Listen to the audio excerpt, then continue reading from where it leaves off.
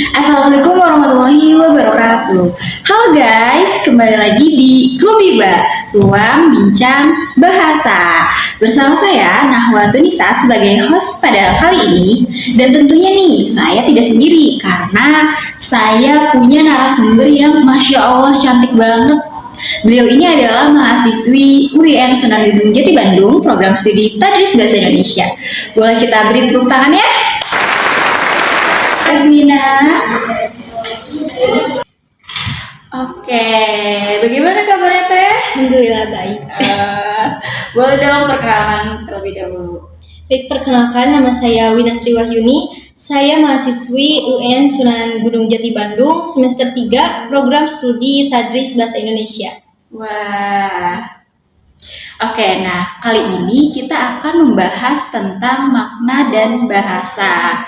Ya Teh Wina ya, karena kebetulan Teh Wina ini berasal dari program studi Tadris Bahasa Indonesia. Jadi kali ini kita akan membahas tentang filsafat bahasa ya Teh ya, mengenai makna dan bahasa. Oke, langsung saja ke pertanyaan yang pertama, yaitu apakah mungkin ada makna tanpa bahasa Teh? Sebenarnya pertanyaan ini sangat menarik sekali ya, karena menggali bagaimana cara kita memahami suatu realitas, dan sebenarnya makna itu adalah suatu pemahaman atau penafsiran seseorang terhadap pengalamannya. Namun seringkali difasilitasi oleh suatu bahasa. Namun seringkali makna juga muncul tanpa harus difasilitasi bahasa secara eksplisit. Contohnya yang pertama itu ada makna yang muncul dari pengalaman sensorik. Contohnya ketika kita mendengarkan suatu musik yang hanya ada nadanya, tidak ada lagunya, kita itu memahami makna dari musik tersebut bisa jadi sedih atau bahagia. Kemudian yang kedua ada makna yang muncul dari pengalaman visual atau bahasa tubuh. Contohnya ketika melihat seseorang sedang tersenyum atau tertawa, kita memahami bahwa maknanya seseorang itu sedang merasakan kesenangan. Tetapi ketika kita melihat seseorang itu sedang murung, kemudian mereka menangis, berarti maknanya mereka itu sedang merasakan kesedihan. Kemudian yang ketiga yaitu ada makna yang muncul dari pengalaman primal atau insting seseorang. Ketika seseorang merasakan ketakutan atau rasa nyaman dalam situasi tertentu, reaksi itu muncul dari insting atau nalurinya sendiri, tidak harus melalui proses berpikir secara bahasa. Kemudian makna ini juga dirasakan oleh bayi, karena kan bayi tidak memiliki bahasanya ya, tapi mereka itu menangis, itu menandakan bahwa makna dari tangisannya itu bisa jadi bayi itu merasakan ketidaknyamanan, merasakan sakit atau lapar, seperti itu. Nah, jadi kita bisa tahu gitu ya, ternyata sebuah makna itu tidak hanya keluar dari bahasa saja, tapi ada faktor-faktor lainnya gitu ya Teh ya. Dan yang kedua itu pertanyaannya, bagaimana peran budaya dalam membentuk makna dan bahasa Teh? Budaya itu dan bahasa saling mempengaruhi. Jadi budaya dapat sangat mempengaruhi terhadap makna suatu bahasa. Contohnya, ketika suatu kata ada dalam budaya tertentu memiliki makna tertentu, tetapi ketika di budaya lain itu bisa menghasilkan makna yang lain juga. Contohnya ketika saya suka mendengar, kalau di Bandung itu arti kata dewek itu kan saya, tetapi kalau di Sunda yang lain, contohnya di Majalengka atau Purwakarta, arti kata dewek itu artinya kamu, bukan saya. Kemudian ada kata gedang, di Sunda itu artinya paya, tetapi di Jawa kata gedang itu maknanya itu pisang, bukan pepaya, kayak gitu.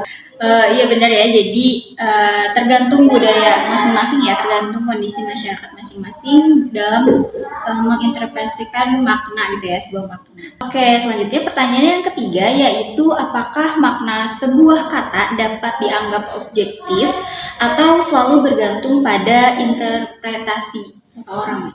Sebenarnya kata itu bisa dikatakan objektif, tetapi memang sangat jarang sekali karena setiap pemaknaan dari kata atau bahasa itu selalu dipengaruhi oleh interpretasi atau pemahaman seseorang. Contohnya ketika kita mengucapkan air, mungkin maknanya adalah objektif, adalah suatu benda yang mengalir, yang cair mengalir kayak gitu.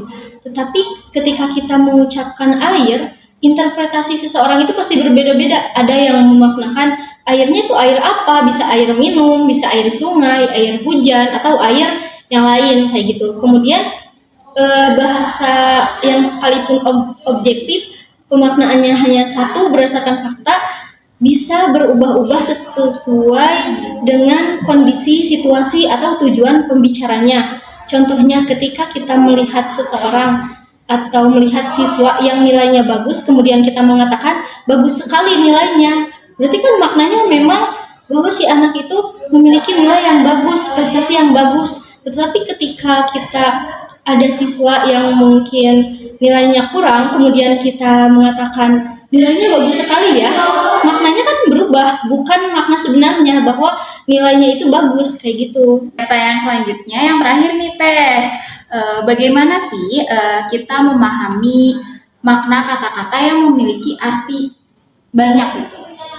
Nah, kemudian kalau bagaimana sih caranya kita memahami suatu makna yang memiliki arti yang lain kayak gitu kan? Nah, yang pertama kita itu harus mengetahui atau memahami situasi, kondisi, atau tujuan dalam pembicaraan tersebut. Contohnya ketika kita mengucapkan tangan panjang, berarti kan maknanya itu tangan yang panjang. Tetapi ketika kita mengucapkan panjang tangan, maknanya itu bukan tangan yang panjang, tetapi panjang tangan itu artinya suka mencuri kayak gitu. Kemudian kita mengucapkan meja hijau.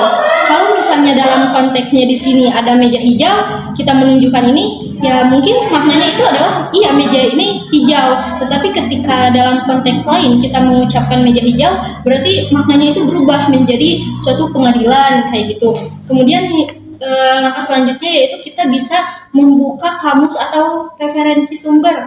Jadi ketika kita mendapatkan suatu kata yang kita tidak mengerti maknanya itu apa, kita bisa membuka kamus, misalnya membuka KBBI, mencari apa arti dari kata tersebut kayak gitu. Oke, dari awal sampai akhir ini penjelasannya sangat jelas yang dijelaskan oleh Teteh Wina ini, dan kita semua itu dapat mendapatkan informasi mengenai bahasa dan makna. Dan terima kasih ya Teh telah bersedia hadir di podcast Rubiba, Ruang Bincang Bahasa, dan nantikan acara podcast selanjutnya.